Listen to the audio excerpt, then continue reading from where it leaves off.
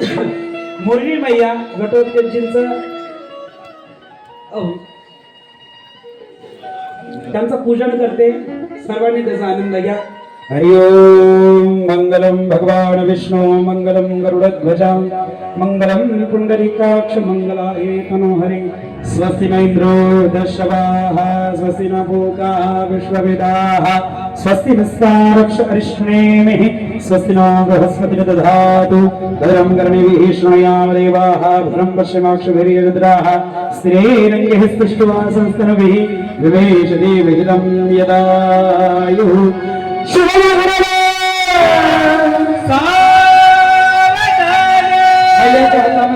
पुष्पमाला द्या.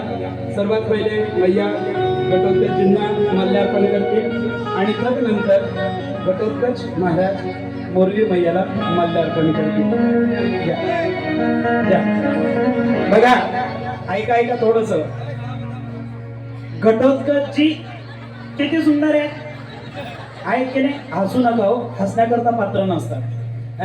विनोद नाही करायचा पात्रांवर कधी. आपण आपल्या बाबांचे आई वडील म्हणून त्यांना उभं केलेलं आहे. एवढं भाग्य आहे की बाबांचे आई वडील बनण्याचा योग त्यांना त्यांच्या जीवनामध्ये प्राप्त झालेला आहे. ऐका, घटोत्कचजी एवढे सुंदर आहेत, पण त्यांच्यापेक्षाही सुंदर कोण आहे? काय नाव आहे त्या मातेचा? मोरवी माता. एवढ्या सुंदर या जोडप्या करता तुम्ही टाळ्या नाही वाजवणार का? आणि बघा, पहिल्यांदा ही झाकी आमच्याही माध्यमातून होते आणि पहिल्यांदा आमच्या राम महाराजांनी ही झाकी केलेली आहे. मी फक्त महाराजांना सांगितलं की असं चित्र माझ्या डोळ्यासमोर तुम्ही उभं करायचं. आणि आमच्या राम महाराजांच्या हाताची कला आहे ना, महाराज भगवान परमात्म्याने दिलेली. श्यामबाबांची एवढी कृपा आहे त्यांच्यावर. जसं सांगितलं तसं हुबेहूब पात्र आमचे राम महाराज करत असतात. आणि बघा, आज तुमच्या डोळ्यासमोर त्यांची कला तुमच्या डोळ्यासमोर उभी आहे. मोरवी मैया इतकं सौंदर्य मोरवी मैयाचं होतं की त्या मोरवी मैयाचं जसं सौंदर्य होतं तसंच मोरवी मैया या ठिकाणी उपस्थित आहे आणि घटोत्कच या ठिकाणी उपस्थित आहे. आणि भगवान श्रीकृष्णांच्या सौंदर्याचं वर्णनच काय करायचं? सावरी सूरते पे मोहन दिल दीवाना हो गया, दिल दीवाना हो गया रे, दिल दीवाना हो गया. सावरी सूरत पे मोहन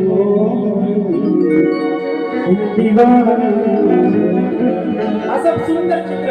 आणि त्या ठिकाणी साक्षात भगवान श्रीकृष्णांच्या साक्षीने. थोडस इकडे या दादा. असं थोडस मागे भगवान श्रीकृष्णांना दिसू द्या. सारखा नाही का तुम्ही येतो काय? बघा, या सर्वांच्या भगवान श्रीकृष्णांच्या साक्षीने आता मोरवी मैया घटोत्कचजींना काय टाकणार आहे? माल्यार्पण करतील आणि घटोत्कचजी तदनंतर मोरवी मैयाला माल्यार्पण करतील. या ठिकाणी संगीत चालेल आणि त्या संगीताच्या माध्यमातून या ठिकाणी विवाह संपन्न होईल. ज्यांच्या हातामध्ये फुलं असतील त्या सर्वांनी या ठिकाणी या दोघांवर पुष्पवृष्टी करायची आहे. 1 2 3 4.